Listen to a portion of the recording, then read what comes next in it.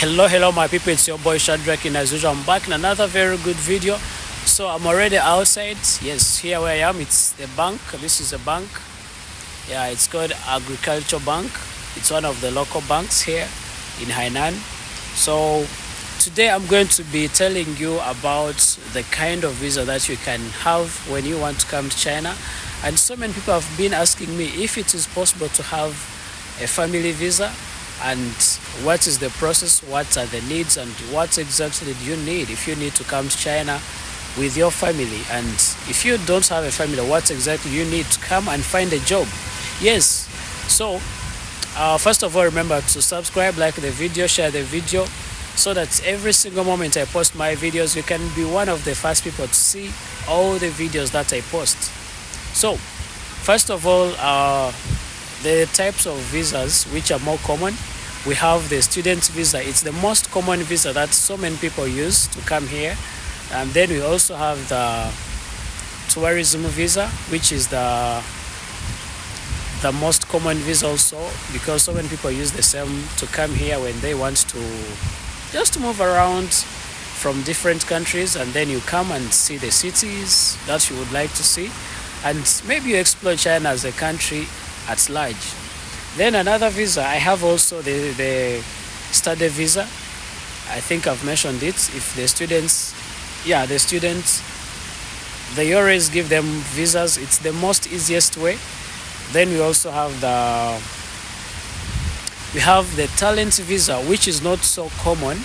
But then if you have a talent, yes, you can come to China, and then China might give you a visa. If you have a talent that is not so common, because they like those international talents to people that are exception. So that one you can also use it to find a visa here, but it's not an automatic thing that maybe you will get it just because you're a foreigner. It's not automatic unless someone has connected you to a very good company. Another way of coming here, if you have a family and you want to work, maybe you got a job through online, or maybe you've been here for some time and then go back home and you need to bring your family. Yes, you can apply for the family visa if you have all the documents that can allow you to come here. First of all, if you have kids, it might be a little bit complicated, because this country, I would say, it's a bit not so welcoming to the foreigners. I will be saying that because sometimes there are some complications, because the kids might face some challenges. They must at least learn Chinese, and if not so, they might be required to go in most expensive schools, because schools here, they are very expensive, international schools. Okay, leave alone the government schools. The government schools, they are affordable, but then if you want your kids to study in international schools, it will be a little bit expensive, so you must be ready for that. And then if you're coming with your family and you need to find a family visa, you have to know that one thing you have to do, you have to involve the lawyers. The company has to help you with the lawyers, so that you can be able to find all the documents needed for you to get the visa. And please, I'm reminding you that the Chinese visas, they can never give you like maybe 5-year visas. Their visas, it's yearly visa. They give you every year, you have to renew your visa. Don't be shocked if you come here and they even give you 3 months for trials, or 6 months. Sometimes it happens, and you have no option apart from just accepting what is happening to you. So you have to be ready for that. And then you have to be ready to pay the lawyers, so that they can help you with the documents. Those lawyers, yes, some of them, they are extremely expensive. If I'm to be honest with you, they are not cheap lawyers. Okay, they are not cheap. Even though they lie to you, we can do it for you, little money. When you start the process, you realize like actually you're paying a lot of money which you are not prepared to spend. So you have to be ready for that, and you have to get used.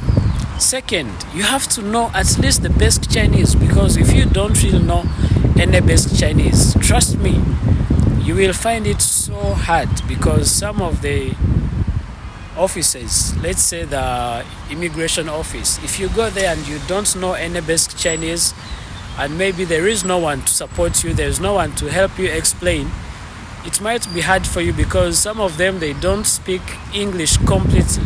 Some of the officers at the immigration office, they don't speak English, so you must be able at least to explain the basic little Chinese.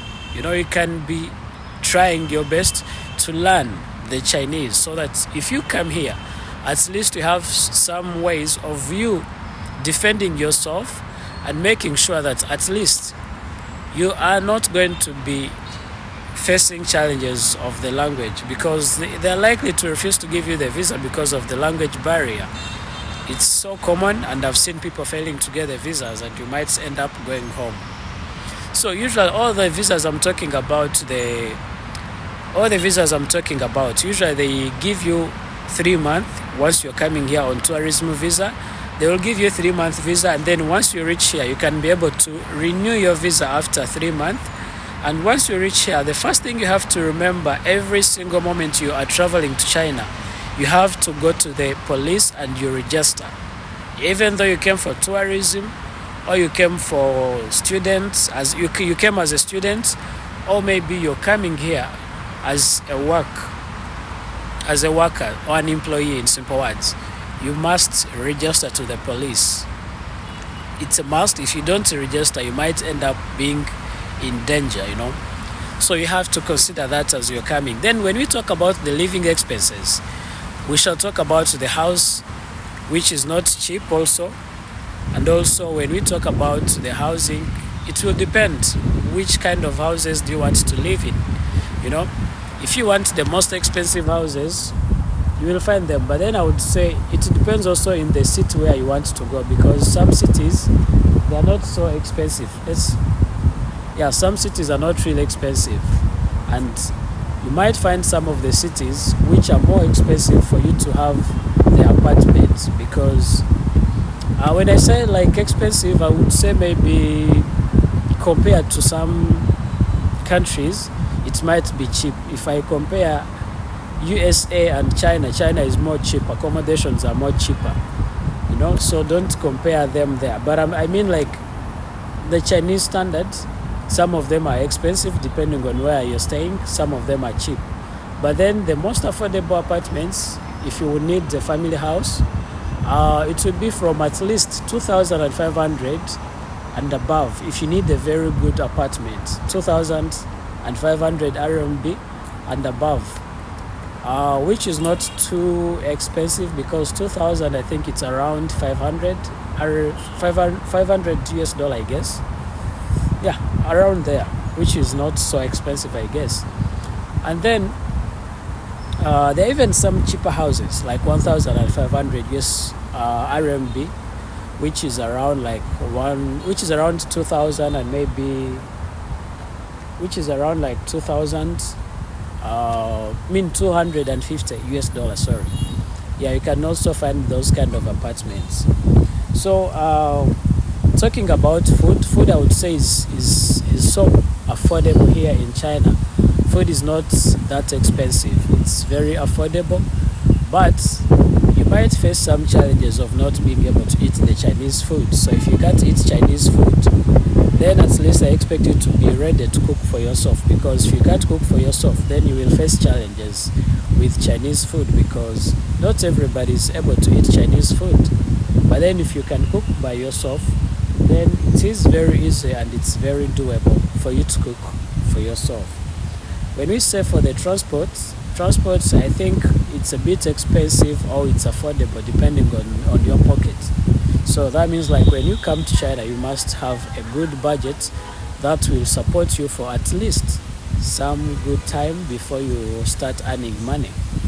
You should be able to budget for your living expenses, and you budget on how you're going to use it. If you don't use it well, automatically you'll have challenges financially. So you have to be ready to have some financial support before you come here. Okay? I think food is okay. I think when we talk about the food, I think it's very okay, so it's not a big deal. Yeah, I think food is not okay. It's not a big deal because food in China is one of the most affordable things. Either you buy or you cook by yourself. But if you can't afford to eat Chinese food, maybe you're not used of the Chinese food, then yes, you must come when you're ready to cook by yourself. Or you should come when you have people that will try to show you the type of food that you can afford to eat. If you're a black person, you must at least try to do research.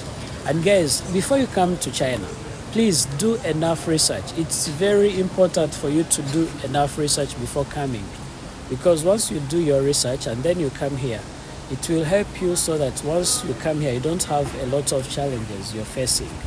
Okay, you won't face a lot of challenges because you already did the research and you know exactly what is needed and what you need for you to be able to stay here without any complications. Otherwise, see you in the next one. Hope you've enjoyed the video, and like and share, subscribe. Remember to click on the notification bell so that every single moment I post a video, you can be able to see every video I post, and you can be among the first people to see my videos. Ciao, ciao. See you in the next one.